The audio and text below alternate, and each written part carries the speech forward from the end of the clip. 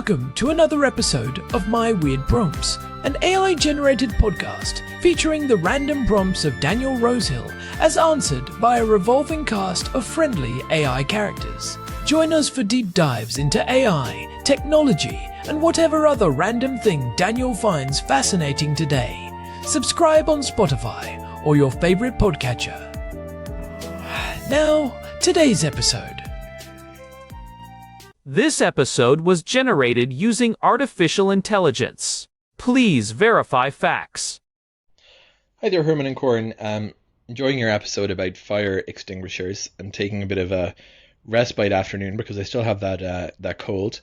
So I'm just on the couch, taking it easy, as you recommended. Don't ever say don't listen to the wise words of Dr. Poppleberry. And you mentioned lithium-ion batteries in that episode about fire extinguishers, and it actually got me thinking about something we talked about previously. We talked about the almost unbelievable logistics that AliExpress has put in place in order to deliver things to Israel frequently far quicker than things arrive from within the country. And that, I think, is testament to both the clever logistics that AliExpress operate and the fact that our domestic delivery infrastructure here in Israel is pretty bad.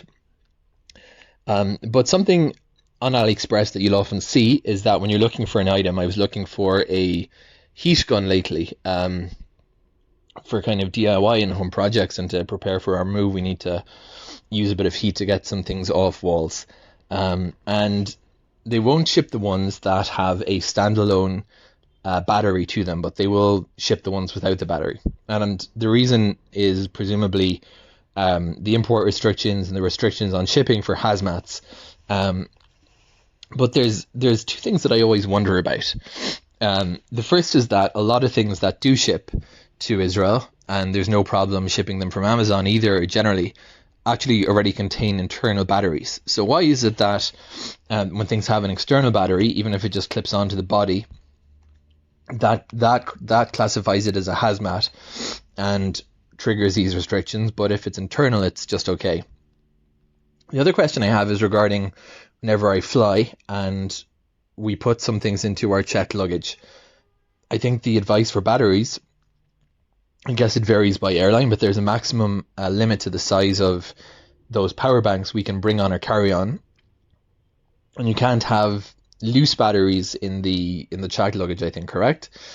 And again, it makes me wonder the same question. Let's say we have a little electric toothbrush in our checked luggage. It's not the type of thing you would usually put in your carry-on, and it's one of those like my one that you plug in to a power source and it clearly has a battery in it because it holds onto a charge.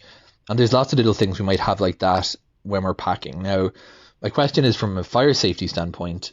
Hundreds or thousands of these get stuffed into the checked cabin of the aircraft where there's no... What happens if, God forbid, a fire does break out in that area? Is there some way that they can detect and put out fires?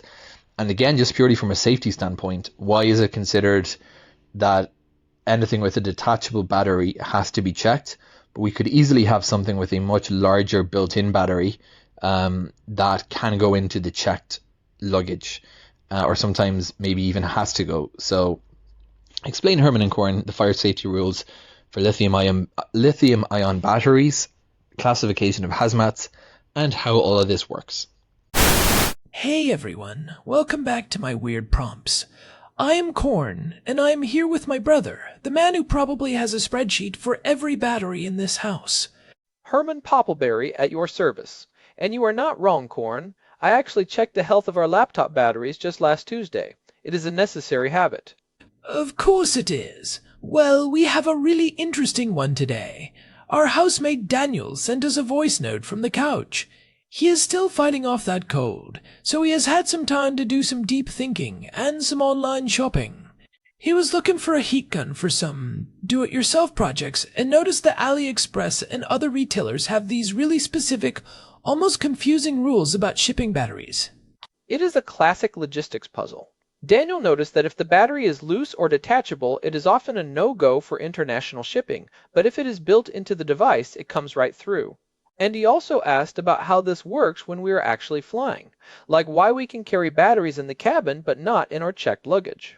It is one of those things we all just kind of accept as a rule of travel, like taking off your shoes at security. But the actual science and the regulatory logic behind it are pretty intense. I mean, we are talking about high-energy density devices that can essentially become miniature blowtorches if things go wrong. Exactly. And I love that Daniel brought this up because it touches on everything from chemical engineering to international maritime law and aviation safety. There is a whole world of hazard classifications that determine how these little power bricks move around the globe. So, let us start with the shipping side of things. Why does AliExpress or Amazon, for that matter, care so much if the battery is inside the tool or next to it in the box? To a normal person, it is the same amount of lithium, right? You would think so, but from a regulatory standpoint, it changes everything. This comes down to the United Nations Committee of Experts on the Transport of Dangerous Goods. They have these specific numbers called UN numbers that classify materials. For lithium-ion batteries, the big ones are UN 3480 and UN 3481. Okay, break those down for me. What is the difference? UN 3480 is for lithium-ion batteries shipped by themselves, just the batteries. UN 3481 is for lithium-ion batteries containing equipment or packed with equipment. Now, the reason retailers like AliExpress struggle with the loose batteries, the UN 3480 category, is that they are considered fully regulated Class 9 dangerous goods. Class 9. That sounds serious. It is. When you ship loose batteries, the packaging requirements are much stricter. You need specialized boxes that have been drop tested, specific labeling, and the shipping costs skyrocket because many passenger planes will not carry them at all. They have to go on dedicated cargo aircraft. Also, as of the latest ICAO updates, loose batteries shipped as cargo must be at a state of charge of 30% or less. That is hard for a factory to manage and verify for every single unit. So if I buy a heat gun and the battery is already clicked into the handle, or even just inside the casing, it falls under that other category, UN 3481? Precisely. When a battery is inside a device, the device itself acts as a protective shell. It prevents the battery from being crushed or punctured easily. But more importantly, it prevents the battery terminals from touching something metallic and short-circuiting. If you have a bunch of loose batteries in a box and they shift during transit, and a positive terminal touches a negative terminal via a stray piece of metal or even another battery, you get a short. That leads to heat, which leads to thermal runaway. Thermal runaway. That is the term everyone hears but maybe does not fully understand. What is actually happening inside the cell when that starts? It is a feedback loop. Think of it as a chemical fire that provides its own fuel and its own oxygen. If a cell gets too hot, the separator between the anode and the cathode melts. Once that happens, all that stored energy is released at once as heat. That heat then causes the neighboring cells to fail, which releases more heat. It is a chain reaction that can reach temperatures over 700 degrees Celsius in seconds. 700 degrees. That is hot enough to melt aluminum. Oh, easily. And the scary part is that a lithium-ion fire produces its own oxygen through the breakdown of the cathode material. So you cannot just smother it like a normal fire. You can cut off the outside air, and it will just keep screaming along. So when Daniel sees that the built-in battery is okay to ship, it is because the engineers have essentially designed a safety cage around that potential fire. The device casing provides physical protection and ensures the terminals stay isolated. Right. And there is another layer to this. For shipping, built-in batteries often fall under what they call Section 2 of the packing instructions. If the battery is under a certain capacity, like 100 watt-hours for a battery pack or 20 watt-hours for a single cell, and it is inside a device, the regulations are much more relaxed. You do not need the full dangerous goods documentation or the expensive specialized handling. That is why AliExpress can ship you a phone or a laptop with no problem, but they will cancel your order for 5 loose 18650 cells. That makes a lot of sense. It is about the risk of a short circuit during the chaos of shipping and handling. But let us pivot to Daniel's other question, which is about flying. This is where it gets really counterintuitive for a lot of people. If I have a power bank, the airline insists it stays in my carry-on. They absolutely do not want it in the cargo hold. But wait, isn't the cargo hold where the fire suppression systems are? Why would they want the fire in the cabin with the people? This is one of the most fascinating parts of aviation safety logic. It sounds backwards, but it is actually a very calculated decision. There are two main reasons. The first is detection.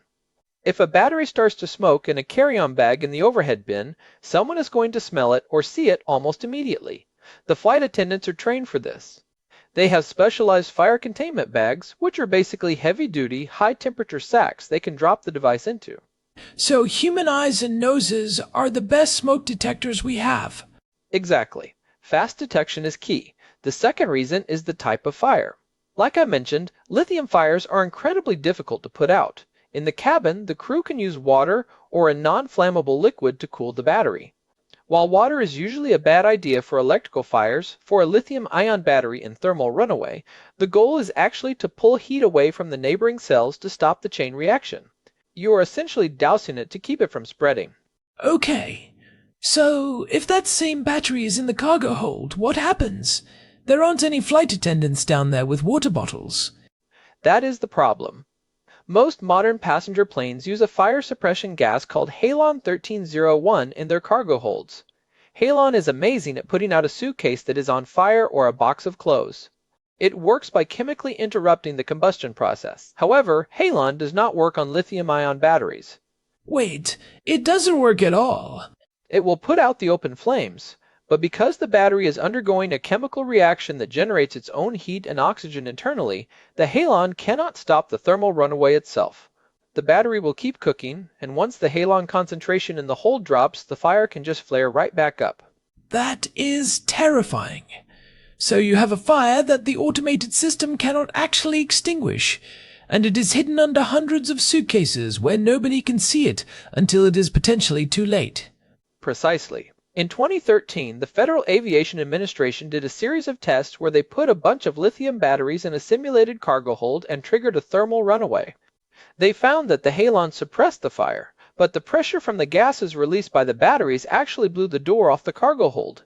The batteries release hydrogen and other flammable gases as they fail.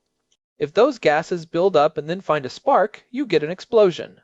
So, the policy of keeping batteries in the cabin is basically saying, we would rather have a fire we can see and fight manually than a hidden fire that might blow a hole in the side of the plane. That is exactly the trade-off. It is about manageability. In the cabin, it is a manageable incident. In the hold, it is a potential catastrophe. Now, Daniel mentioned his electric toothbrush. He said he usually packs that in his checked luggage, and a lot of people do that with electric shavers or toothbrushes. Is that actually a violation of the rules, or is there a loophole there? It is generally allowed, but it is a bit of a gray area. Most airlines allow small devices with built-in batteries in checked bags as long as they are completely turned off and protected from accidental activation. You do not want your toothbrush vibrating for 8 hours and overheating. But even then, safety experts will tell you that the safest place for any lithium battery, no matter how small, is in the cabin. So the rule is really about the loose batteries again. The power banks, the spare camera batteries, the loose cells for a flashlight. Those are the high-risk items because they have exposed terminals and no outer protective casing from a tool or a device. Right. If you have a spare battery and the terminals touch a coin or a zipper in your suitcase, that is your ignition source right there. That is why, if you must carry spare batteries, the recommendation is always to put them in individual plastic bags or put tape over the terminals. I want to go back to the cargo hold for a second. You mentioned halon. I am curious about the actual tech down there. How does a plane even know there is a fire in the hold? It is not like there is a guy with a thermal camera watching the suitcases. It is actually a very sophisticated system. Most cargo holds are what they call Class C compartments. To be a Class C hold, you need two things, a separate smoke detection system and a built-in fire suppression system. The smoke detectors are usually optical. They use light scattering. Basically, a beam of light is sent across a sensor, and if smoke particles enter the chamber, they scatter the light onto a receiver, which triggers the alarm in the cockpit. And once that alarm goes off, what does the pilot do? Do they just hit a big red button? Pretty much. They have a switch that discharges the first bottle of halon. This is called the high-rate discharge. It floods the cargo hold immediately to knock down any flames. But here is the clever part. They also have a second bottle, or a series of bottles called the low-rate discharge. This slowly leaks halon into the hold for the rest of the flight, sometimes for up to several hours, to keep the concentration high enough to prevent the fire from reigniting while the pilot looks for the nearest airport to land. That is incredible. So it is not just one blast, it is a sustained chemical environment designed to keep the fire asleep until they can get on the ground. Exactly. But again, that system was designed for burning luggage, not for lithium batteries. This is why the International Civil Aviation Organization actually banned the transport of lithium-ion batteries as cargo on passenger planes back in 2016. If you see a big pallet of iPhones on a plane, that plane is almost certainly a dedicated cargo freighter, not the flight you are taking to visit your grandma. That is a huge distinction. So the batteries we are carrying in our pockets are literally the only lithium batteries on the entire passenger plane, aside from what is built into the aircraft's own systems. For the most part, yes, and even the aircraft's own batteries have been redesigned. Remember the Boeing 787 Dreamliner issues back in 2013? They had those battery fires that grounded the whole fleet. The fix was not just making the batteries better, it was encasing the entire battery in a heavy stainless steel box with a vent pipe that leads directly to the outside of the aircraft. So if the battery fails, the fire and the toxic gases are literally piped overboard. Talk about a second-order effect. You have to design a chimney for your battery, just in case it decides to self-destruct. It is the only way to be sure. So, looking forward, do you think these regulations are going to get even stricter? I mean, we are putting lithium batteries in everything now. I saw a heated jacket the other day that uses a massive power bank. People are wearing these things on planes. It is a constant battle between energy density and safety. The more energy we cram into a small space, the more dangerous that space becomes. There is a lot of hope for solid-state batteries. These would replace the flammable liquid electrolyte with a solid material that is much more stable. If we can get solid-state batteries into the mainstream, a lot of these shipping and travel restrictions might actually vanish because the risk of thermal runaway would be almost zero. That would be a game changer for logistics. Imagine AliExpress being able to ship whatever they want without worrying about the plane catching fire. It would save billions in shipping costs. But until then, we are stuck with the rules, and honestly, the rules are there for a reason. I have seen videos of 18650 cells failing, and it is not a fire you want to be near, especially at 35,000 feet. You know, it occurs to me that there is a bit of a psychological gap here. We use these devices every day. I'm holding a phone right now. You have a laptop on your lap. We trust them completely. But the moment they go into a cardboard box or a suitcase, they become hazmat. It is all about the environment. In your hand, you are monitoring the device. If your phone gets hot, you put it down. You notice if the screen starts to bulge because the battery is swelling. But in a shipping container at the bottom of a pile of 10,000 other boxes, there is no one to notice those early warning signs. Logistics is all about planning for the worst-case scenario in an unmonitored environment. That is a great way to put it. It is the transition from a monitored personal item to an unmonitored piece of cargo. Precisely. And for our listeners, there is a practical takeaway here. If you are buying electronics from overseas and you see that the shipping is unusually expensive or it says it has to go by sea, it is probably because of that UN 3480 classification. It is not just the retailer being difficult, it is them following international law to make sure the plane stays in the air. And if you are packing for a trip, take the extra 2 minutes to move your batteries to your carry-on, even the small ones. It is not just about following the rules. It is about giving the flight crew a fighting chance if something goes sideways. And check your watt hours. Most airlines have a limit of 100 watt hours for a single battery. You can sometimes bring larger ones, up to 160 watt hours, but you usually need prior approval from the airline. If you try to bring a massive professional cinema camera battery or a huge e-bike battery, they might stop you at the gate. 100 watt hours. How do people find that number? It is usually not written in big letters on the side. You have to do a little bit of math, which I know is everyone's favorite part of travel. Most batteries list milliamp hours in volts. To get watt hours, you multiply the amp hours by the nominal voltage.